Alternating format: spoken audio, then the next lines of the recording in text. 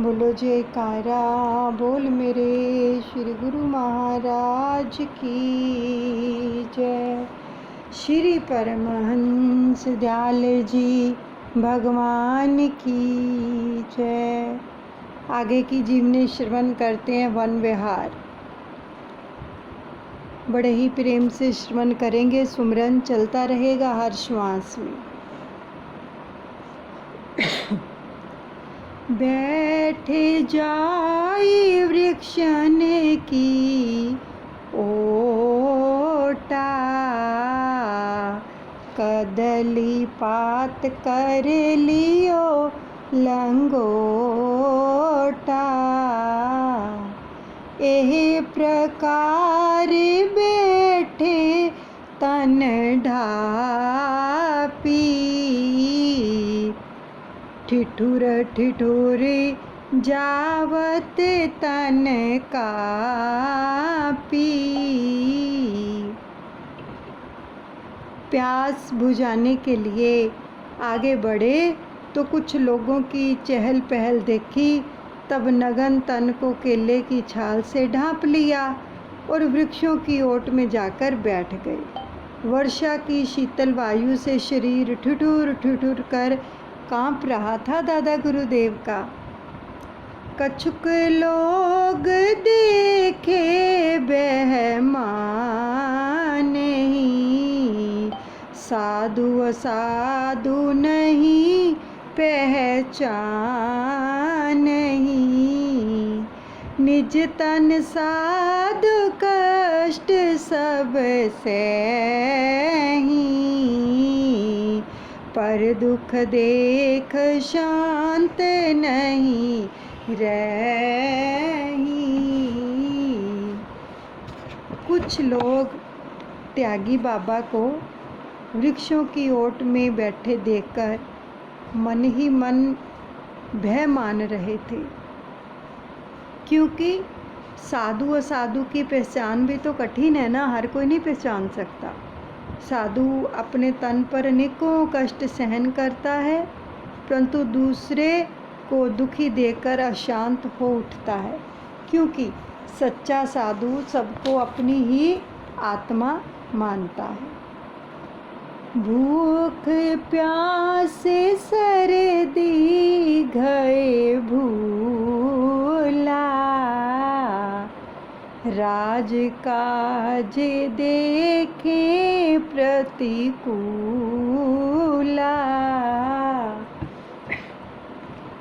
राज कर्मचारी तहाँ आयो, निर्धन ब्राह्मण बोल पठायो। साधु बाबा को भूख प्यास और सर्दी का कष्ट सब भूल गया, यानी दादा गुरु महाराज जी को, क्योंकि अन्याय देखा, राजकाज कार्य को प्रतिकूल देखा, जो कि गरीब ब्राह्मण के साथ एक राज कर्मचारी अनुचित व्यवहार कर रहा था सामने दादा गुरु महाराज जी के। और महाराज श्री वृक्षों की ओट में बैठे ये सब दृश्य देख रहे थे। निकट बुलाए करि मारे पिटाई, अनुचित मांगत दाम मिठाई। ब्राह्मण बाँच सकियो नहीं पाती, बोले ओ कर्मचारी उत्पाती। राज कर्मचारी ने ब्राह्मण को अपने समीप बुलाया और झाड़ झपट करके उस बेचारे की पिटाई करने लगा। अब कुछ रिश्वत मिठाई की मांग रहा था, तो एक नोटिस उसके हाथ में था। ब्राह्मण बेचारा निरक्षर था, यानी पढ़ा लिखा नहीं था, और कर्मचारी उसे जो था वो डरा धमका रहा था। झूठ साच कह बेदीवाना, दिखलायो, घर ते बाहर खींच ले आयो। दीनहीन द्विज रोए पुकारा, झूठे लोग सुनहाकारा।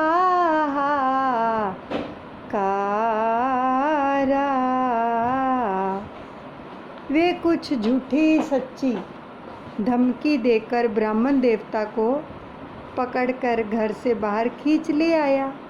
बेचारा दीनहीन ब्राह्मण रोकर पुकारने लगा तो कुछ लोग उसकी हाहाकार सुनकर इकट्ठे हो गए।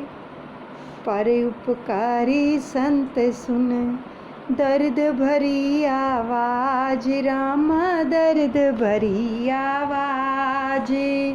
भागे उठे सुधि भूल तन, बैठे आन समाज बोल। मेरे गुरु महाराज की जय, मेरे दादा गुरुदेव की जय। परोपकारी साधु बाबा ने भी उसकी दर्द भरी, यानी दादा गुरु महाराज जी ने उस ब्राह्मण की दर्द भरी आवाज़ को सुना तो अपने तन की शुद्ध बुद्ध भूलकर एकाएक भागे, क्योंकि नगन थे, और भागे चले आए।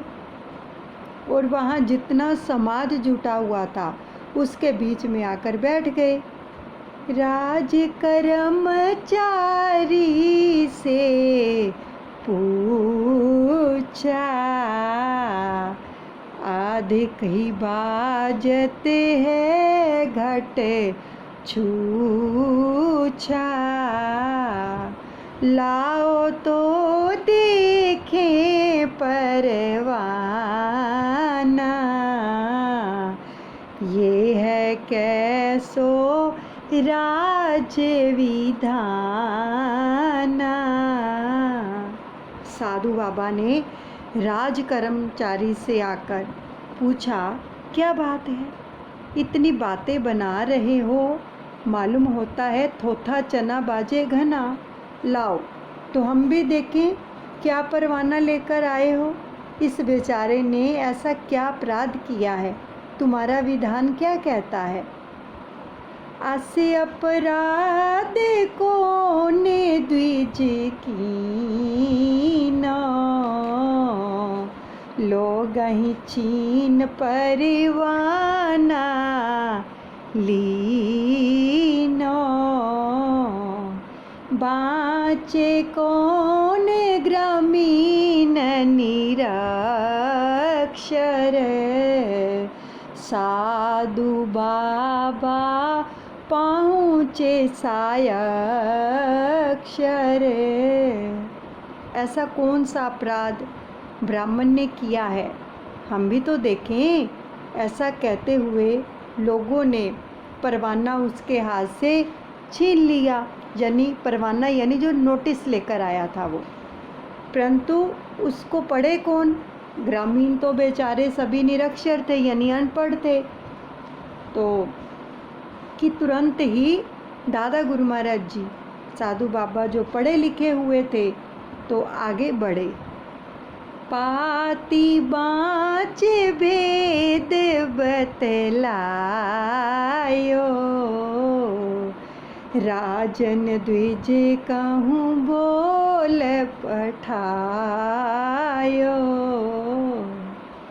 पाती सुनत सकल भ्रम नासा, द्विज मन जागी भक्ति पिपासा। नोटिस को अच्छी तरह पढ़ा और सब भेद खोलकर बताया कि पत्र में तो केवल ब्राह्मण को नगर आधीश की ओर से बुलावा आया है। पाती सुनते ही सब लोगों का भ्रम दूर हो गया और बेचारे दुखी ब्राह्मण को सतावना मिली और साथ ही साथ बाबा के प्रति अत्यंत श्रद्धा जाग उठी, जिन्होंने उसे इस कष्ट से बचाया। तुरत ही बाबा कहूँ ग्रह लायो, दुख दरिद्र सब दूर भगायो, सुंदर आसन पलंग बैठाए, परमहंस के शिष्य कहाए।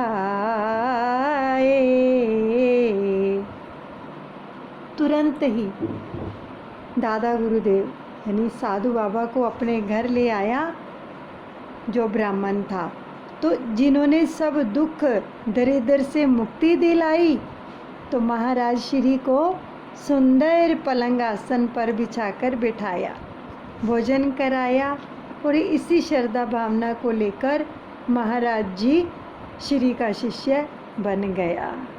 देखो कितनी सुंदर लीला है।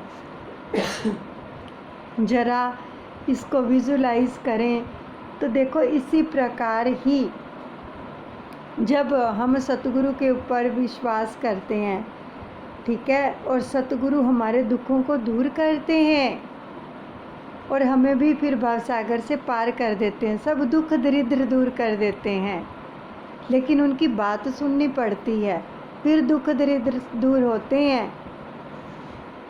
परोपकारी साधु के दर्शन कर तृप्ताए, रामा दर्शन कर तृप्ताए, नगर निवासी लोगन निज ग्रह चरण छुआए। बोल मेरे गुरु महाराज की जय, मेरे दादा गुरुदेव की जय। ऐसे परोपकारी साधु बाबा के दर्शन करके नगर निवासी भी तृप्त हुए और नगर के कई लोगों ने दादा गुरु महाराज जी को अपने निवास स्थानों में बुलाकर अपने अपने ग्रह को पवित्र करवाया एवं अपनी मनोकामनाओं को पूरा किया। दिवस एक दोए कीन तहाँ बासा। देखो ये बहुत ही सुंदर ये जो प्रसंग है, सच में वो लोग कितने भाग्यशाली होंगे जिनके घर में दादा गुरु महाराज जी ने चरण डाले। सोचो जरा वो कितने भाग्यशाली होंगे। और जो ग्रामीण लोग थे वो कितने दीनहीन थे, निरक्षर थे, पढ़े लिखे नहीं थे, तो भगवान सबको अपनाते हैं। केवल एक जो गरीब इंसान होता है, दीनहीन, वो उसको तो भगवान का ही आसरा होता है और भगवान ही उसको अपनाते हैं, दुनिया वाले नहीं अपनाते हैं। दिवस एक दोए कीन तहाँ वासा, बस्ती बसत मन भयो उदासा, साधु न रही एक स्थाना, ताते आज हम कीन पयाना। परमहंस दयाल जी ने उस ग्राम में 2-1 दिन निवास किया, परंतु बस्ती में रहने से मन उपराम हो गया। मन ही मन विचार पैदा हुआ कि साधु को एक स्थान पर अधिक समय तक नहीं रहना चाहिए, इसलिए दूसरे दिन ही वहाँ से प्रस्थान करने का निश्चय कर लिया। दिवस तीसरे प्रातः दाता, पूर्वासीन स्यों बोले ताता, भय एक ग्राम के लोगा, अकसे अपराध अस देओ वियोगा। तीसरे दिन प्रातःकाल ही दीनदयाल जी ने नगर निवासियों को बुलाकर स्पष्ट कह दिया कि हम जा रहे हैं। महाराज श्री का संदेश पाते ही नगर के कई लोग एकत्रित हो गए और करवद्ध प्रार्थना करने लगे कि प्रभु, हमसे ऐसा क्या अपराध हो गया है कि आपने एकाएक यहाँ से प्रस्थान करने का विचार कर लिया। हमारी बात सुने हो मन लाई, निज निज काज करियो ग्रह जाई। आसे उपदेश दीने गुरु देवा, करिए साधु संत की सेवा। फरमाया, आप लोग सब मन लगाकर हमारी बात सुनो और जाकर अपना अपना गृह कार्य करो। ऐसा उपदेश सतगुरुदेव महाराज ने सबको दिया कि साधु संतों की सेवा का लाभ उठाओ। साधु संत जग के दुख हरहि, गुरु सेवक यम ते नहीं डरहि। आसे उपदेश देते उठे धाये, पुरवासी चरणन लिपटाए। साधु संत ही जग जीवों के दुख का हरण करते हैं तथा गुरु का सेवक कभी यम से नहीं डरता। देखो, दादा गुरु महाराज जी के वचन हैं। जो सतगुरु की शरणागति ले लेते हैं, नामदान जिनको मिल जाता है, वो कभी भी यम से नहीं डरते हैं। गुरु कृपा से ही ऐसे भय का निवारण होता है। इस प्रकार सदुपदेश देते हुए महाराज श्री एकाएक ही उठकर चल दिए। जब महाराज जी चलने लगे तो नगर निवासी सब श्री महाराज जी के चरणों से लिपट गए। सोच के देखो, कितने भाग्यशाली लोग होंगे वो जो दादा गुरु महाराज जी के चरणों से लिपट गए, जिन्होंने उन चरणों को छुआ, मेरे अवधूत बाबा के चरणों को छुआ। उनका तो उद्धार निश्चय हो गया। ये प्रेम होता है कि उनके चरणों से लिपट जाना। उनका कितना सौभाग्य रहा होगा, उन्होंने कितनी भक्ति की होगी जो दादा गुरु महाराज जी के चरणों को छू पाए, उनसे लिपट पाए। तुरत ही साच पाल की मंगाई, परमहंस कहीं देओ बैठाई। विदा किए सब ग्राम निवासी,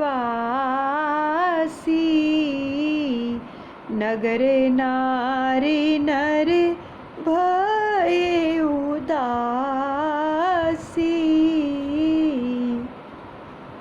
जब लोगों ने यह देखा कि महाराज जी तो पांव पयादे ही जाने को तैयार हो गए हैं, यानी कि नंगे पांव, तो तुरंत ही लोगों ने एक सुंदर सजी हुई पालकी मंगाई और श्री परमहंस जी को उस पालकी में बैठने को मजबूर किया।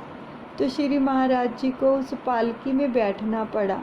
पालकी में बैठते ही महाराज श्री ने ग्राम निवासियों को विदा किया एवं कहारों को जल्दी से चलने की आज्ञा दी।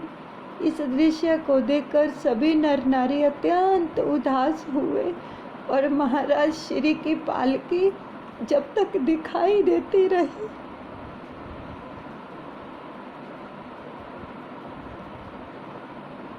तब तक